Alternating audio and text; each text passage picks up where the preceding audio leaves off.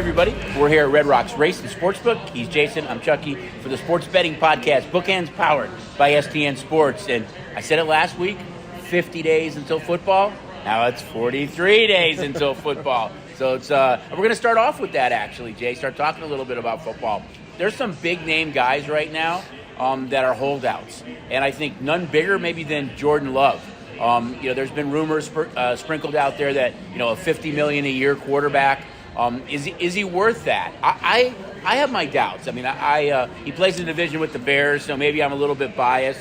But he really struggled the first half of last year, played really well on the tail end, was able to win road games in Detroit, in Dallas. He's got a slew of really young, talented receivers. If it's Watson, Romeo Doubs, they pick up Josh Jacobs at running back in the offseason. But for me, it's hard to pay a guy the money that you're talking about for a Josh Allen, a Lamar Jackson, a Patrick Mahomes, just based on 8 games. But right now, he's not practicing for the Packers.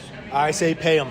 Pay them all. No, I knew you were going to say that. When you look at what is your alternative and you start to say, it's a quarterback-driven league. If we don't want to pay Jordan Love, our teams like the Broncos, the Raiders, the Patriots, who don't even know who their starting quarterbacks are in most of those situations, would covet to get a guy like this. And when you talk about those dollar figures and you bring up the $50 million number, and I don't know that he's going to get a $50 million number when we talk about Joe Burrow making average $55 million a year, Trevor Lawrence $55 million a year, Herbert, Lamar Jackson $52 million a year. But when you see guys like Derek Carr making $37 million a year, Stafford $40 million a year, Kirk Cousins $45 million a year, Deshaun Watson $46 million a year, Kyler Murray $46 million a year, the Packers need this guy. And I'm not saying they don't need him. He's not proven. That's the question for me, right? They just came off losing in the NFC Championship game. He sat those years behind Rodgers. The organization, made him sit those years behind Rodgers, and now it's his time to get paid. And he went out and did what he was supposed to do in that little bit of time that you gave him to show that he can get paid. And now he deserves to go get that money. And I'm on the same fence.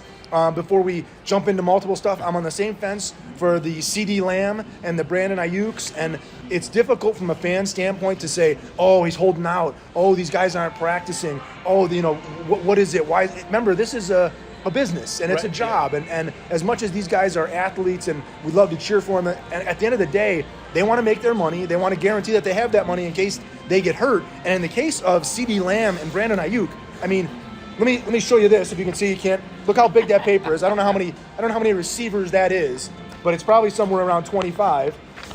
There's the second page, receivers making money, and these 2 little stars down here, that's CeeDee Lamb and Brandon Ayuk.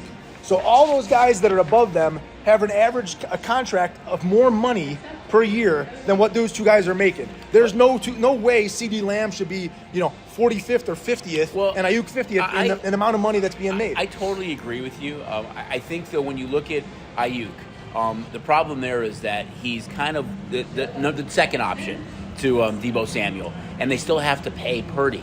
And that's going to be a big contract that comes up. And in Dallas's case, but that's not Brandon Ayuk's problem. No, you're right. He's a second but it option is a hard cap. But he can be a number 1 option for any other team in the league. But, so if the Niners want to keep him, right, they got to pay him. Or what he's saying is, let me go, get somewhere else where I can get paid, and I'll be the number 1. I want to stay here. I want to win a championship. It's a hard but I need to make my money. And usually the number 1 guy gets that. If it's a Justin Jefferson or any of these number 1 receivers, they're getting paid like that.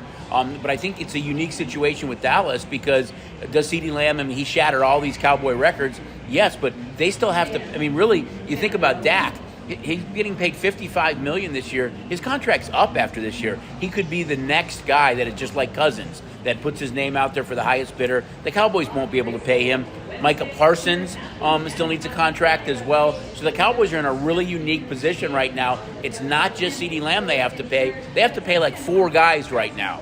Well, you're saying we're not going to pay CeeDee Lamb, or the Cowboys are saying we don't have a contract with CeeDee Lamb because we took care of other people first. Well, they haven't taken care of anybody yet. Yeah, right. You have to look at who's the guy that's leading your team. Yeah, and when you talk about receivers, Tyreek Hill, Jalen Waddle, heck of a combination, averaging $30 million and Eagles $28 million with a year. Smith and A.J. Brown. Devontae Smith and A.J. Brown. So there are ways to make this work. Obviously, we know the T. Higgins, Jamar Chase situation, and Higgins is looking for a contract. But there are a way to make these two wide receiver combinations work. And they're going to have to start finding a way to make it work in the NFL because these receivers are getting paid. Right. This is quarterbacks get paid, and the new position out there that's making the money is the wide receiver. So you've got to lock these guys up. You got to get it for multiple years, and I don't think you can be cheap about it. Otherwise, these guys are going to find teams that have that available money and steal those guys from them. And you have to wonder too: will wide receivers will they get to the point where it's a little bit quasi running back? I mean, you had 3 wide receivers go really early in the draft: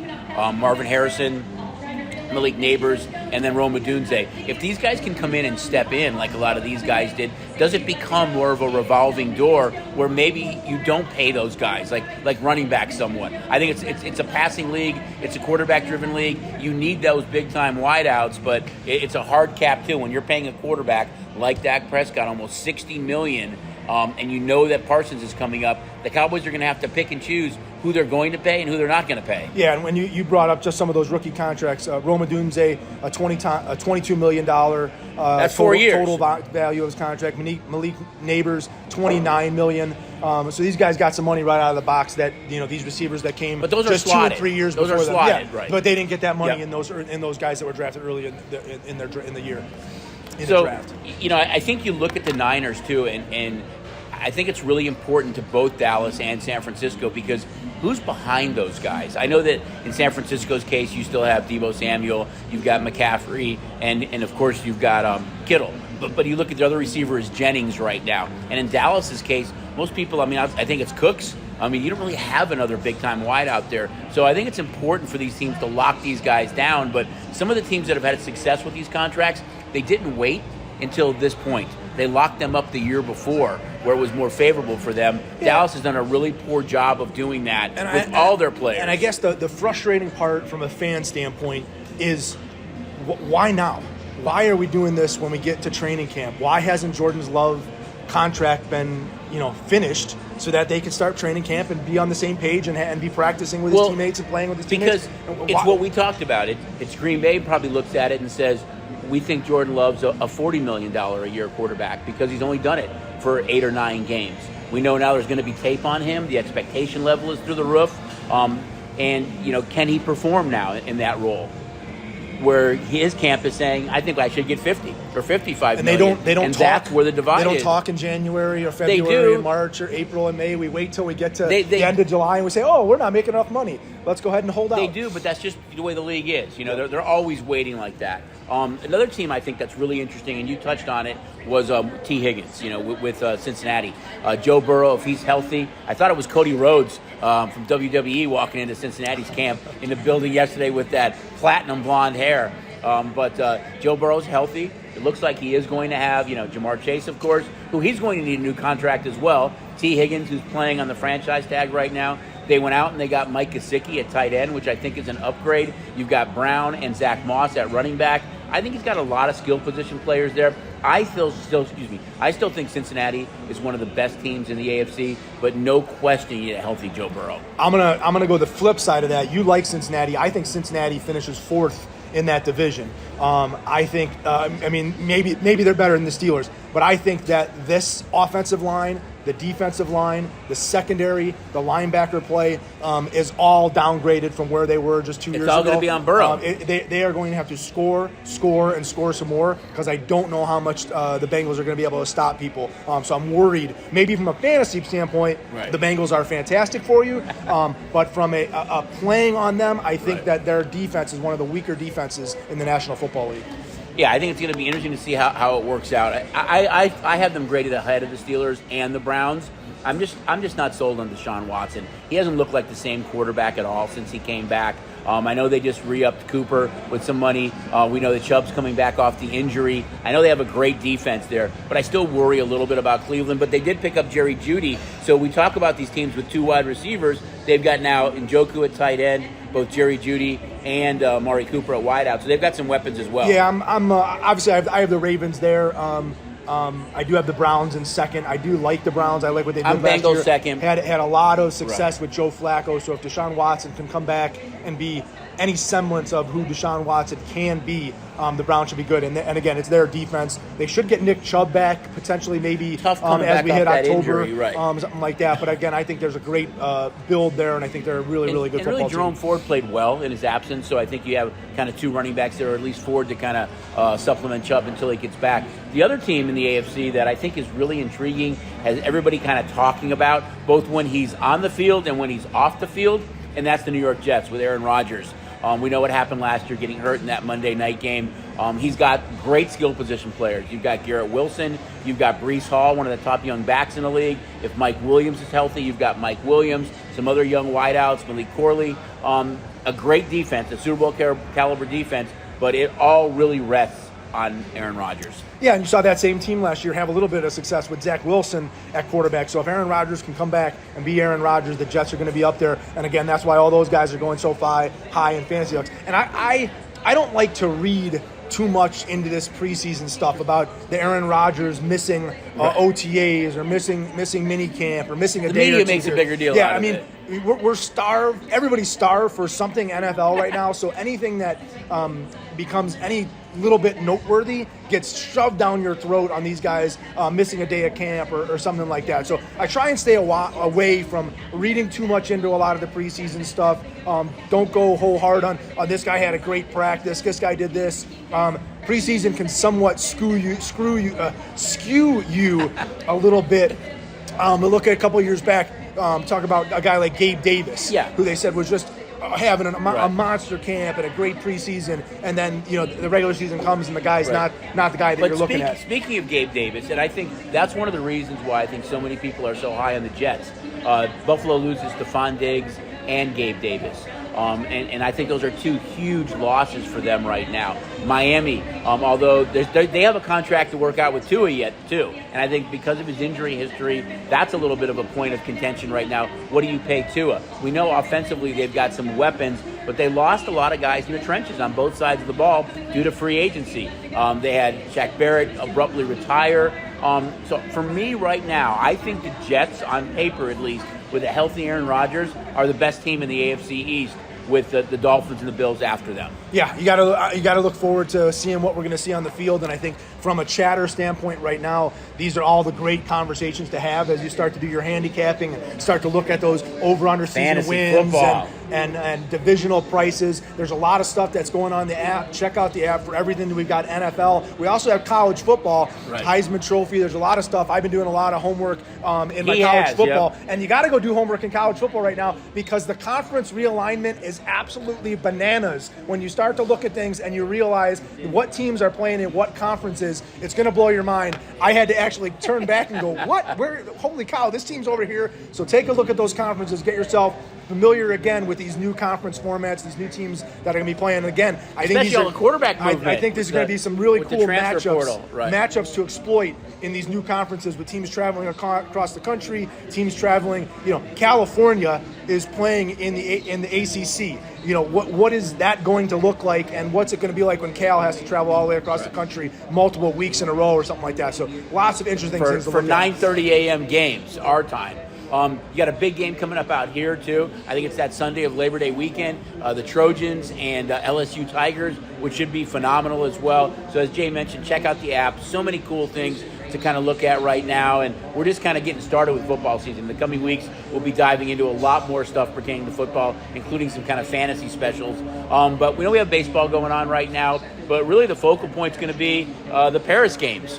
I know you kind of did a little homework and want to kind of touch on some of the sports we're going to be booking. Yeah, well, I mean, the key athletes, number one, is what American athletes are we looking for? What's the storylines that we're looking to follow? And Simone Biles, of course. Yeah, I mean, when you jump into watching the Olympics, I think for me, again, I can remember as a young child and all the way through growing to be an adult was sitting in front of the TV with my parents or my wife and watching these incredible stories. And, do you believe in miracles? You famous line. You end up, you just have so much of that American pride, and you're so proud of these young kids, and they seem to get younger and younger every year with 15-year-olds and 18-year-olds making the games. And you just realize how much work's been put in for these athletes to get to this point and then have the success on this type of stage. Right. It's a source of national pride for me. I love watching it. And so, obviously, you talk about Simone Biles. But it's an added interest now with all the wagering options we have. Yeah, you could go on the app, and there's more and more coming. We've got a lot of the soccer and the golf and the tennis, handball, and obviously the basketball. Right. Look for the track and field and the swimming to start to show up. And obviously, you talk about Simone Biles, the most decorated women's gymnastics. Obviously, we go to the Tokyo Olympics where she withdrew from 4 of her 5 events. Basically saying she had the twisties where she just couldn't get it right in her mind, and the reason she did that is she didn't want to spoil the team from winning a medal by her messing up. The U.S. women went on to win the silver medal in the Tokyo Games, and obviously we look forward for Biles going and having a great Olympic Games and cheer for her. Katie Ledecky, the U.S. swimmer, probably the most decorated U.S. swimmer. I think she's 2 medals away from breaking the record for most Olympic medals as a women's athlete. She's got 7 gold, 10 medals overall. She's swimming in 4 more events, or she's qualified for 4 more events. She's dominated the 800 meters. She also swims the 400, the 1500, and then the 4x200 relay. She also has a kind of a partner in crime here from Las Vegas. Katie Grimes is an 18-year-old that'll be swimming in her second Olympics. She's kind of going to be the next Katie Ledecky. So again, something to look out for in Katie Grimes. Trinity Rodman. You'll recognize the last name. Absolutely. Dennis Rodman's daughter. She's going to be, she's kind of the next up-and-coming star on the U.S. women's soccer team. So she'll be our next Carly Lloyd, Megan Rapinoe. Look for Trinity Rodman on the soccer field to do special things. On the track and field, we've got 2 decorated Olympians, both trying to win a gold in the 100-meter dash, essentially become the fastest woman in the world, become the fastest men in the world. Sha'Carri Richardson, she'll look to win the 100. Noah Lyles, he's actually qualified in the 100, the 200, and the 4x100 relay. If he was able to take gold in all 3 of these, the 100, the 200, and the relay, that'd be the first time that anybody's done that since Usain Bolt. So Noah Lyles, a guy to look for in track and field. Kevin Durant. Now, we should all know who Kevin Durant is. Obviously, the U.S. Basketball team looking to go and win gold. We saw LeBron James kind of really be the leader of the team in these preseason warm-up games. But Kevin Durant is only 54 points away from becoming the all-time leading scorer in U.S. Basketball history, trying to overtake Lisa Leslie for points scored. He can also be the first U.S. male basketball player to win 4 golds. Right now, he and Carmelo Anthony have 3 golds. Kevin Durant is looking for his 4th, would be a record for men's basketball. Which they're the favorite to do. Yeah, and again, we can take a little break there, talk about U.S. men's basketball. They struggled a little bit in this preliminary round. Obviously, the South Sudan, they were like a 42-point favorite against South Sudan. They trailed most of that game. South Sudan had a 3-point attempt with 2 seconds left that would have won the game for them, and then they come back and they really kind of looked sluggish and struggled against Germany for large parts of the game. Again, Germany down to the last minute of the game with chances to tie and win that game. So the United States men's team has not been dominant. And then we look, and I don't know if you, I think they're still trying to find a way to mesh and play. Obviously, LeBron James is the face of the team, but you have a lot of guys that are leading scorers on their team. They're not used to being even the second or third scorer option, on their team. So you see a lot of individual plays. We saw a lot of turnovers in the preliminary round. I fully expect this U.S. basketball team to sharpen their game when we get to the Olympic Games, and I think we should see a little bit more of the blowouts. I don't expect to see as many tight games against teams like Germany, Australia, and definitely not South Sudan. Right. Also, we have to question what's going on with the women's team, and obviously the women's national team expected to win gold. But they just lost to the WNBA All-Stars and a bunch of kids in the WNBA All-Star game. Last time as well, right, yeah. So, not playing potentially their best basketball, and no offense or slight to the WNBA All-Stars, who you could probably make a switch and just throw them in and take the women's national team out. But again, we look for big things from both men's and women's. And again, those games will all be televised. They're in good hours. We're going to be in a lot of early morning hours for a lot of these games. Maybe some stuff around noon. But you're going to have to get up and have breakfast in France, in Paris. So get up early and enjoy the Olympics. Coco Gauff, obviously the American tennis player. She's ranked number 2 in the world. She'll be looking to win a medal for us and hopefully a gold in tennis. And two, I'm going to go a little bit more unique sports, and maybe a name that you remember, Chase Budinger. I don't know if you remember that name. He was a star at Arizona basketball. Right. He went on to have a 7-year career in the WNBA. He and his partner are now the 13th ranked players in the beach volleyball. So look for potentially maybe an underdog story there, Sharon, for Chase Budinger in beach volleyball. And we're going to have a new sport in this year's Olympic. They're calling it breaking. It's essentially breakdancing. And our boy Victor Montalavo, as you can tell, he did his homework. Or B-boy Victor, looking to take home the gold in breaking. So again, You could tell we were slow during the All-Star break. He was able to do a lot of fun there with the Olympics. And one of the things that I want to mention when we turn on this year's Olympics is it's going to have a little bit of a different look and feel from a Summer Olympics standpoint than what we saw in Tokyo. And the reason for that is we're going to have a lack of the Russian or the ROC, the Russian Olympic Committee athletes. Right. The International Olympic Committee is really cracking down on the ban on the Russian athletes. In Tokyo, Russian or ROC athletes won 71 medals, including 21 golds. There were 335 Russian athletes competing in Tokyo.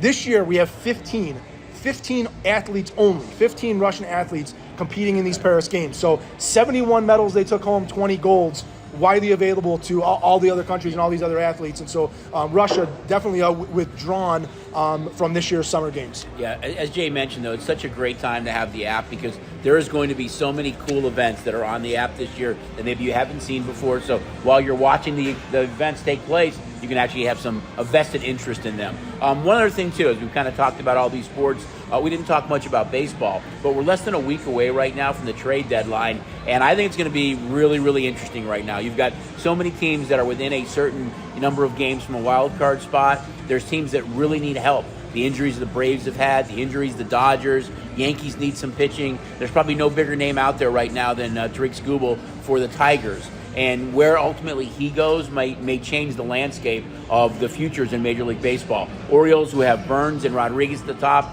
they'd have a trifecta of 3 guys. I think other teams are really in on him as well. The Dodgers looking at maybe making a huge trade with the White Sox where they pick up Kopech, Crochet, and Luis Robert. There's some big names out there that potentially could get moved, so really pay attention to the futures over the next week. Yeah, and look for those guys missing some starts or not Right. playing as they anticipate being traded or pitching some shorter This innings. weekend's going to be key. On Saturday and Sunday, you may have some of these guys miss starts, and I think they're not going to wait until the 30th to get these deals done. If you really are all in on Skubal or Cody Bellinger or Pete Alonso were to get moved or some of the other big stars that we kind of mentioned, I think you have to make these deals either right going into the weekend or right after the weekend. Yeah, you talked about Garrett Crochet. The other 2 big names out there for me that I think are going to be traded, Mason Miller. I think somebody's going to make a big offer to the A's. We'll see if the A's can somehow let go of that and let him go. And I do think Vladimir Guerrero's on the move. Yep. I do think the Blue Jays have had an absolutely terrible season. Bo Bichette is now on the IL. I think that Toronto can look for a monster haul, especially the way that he's playing right now. He would be a coveted bat for that New York Yankee lineup. I think in Miller and lineup. Guerrero's case, the key is that they're not free agents next year.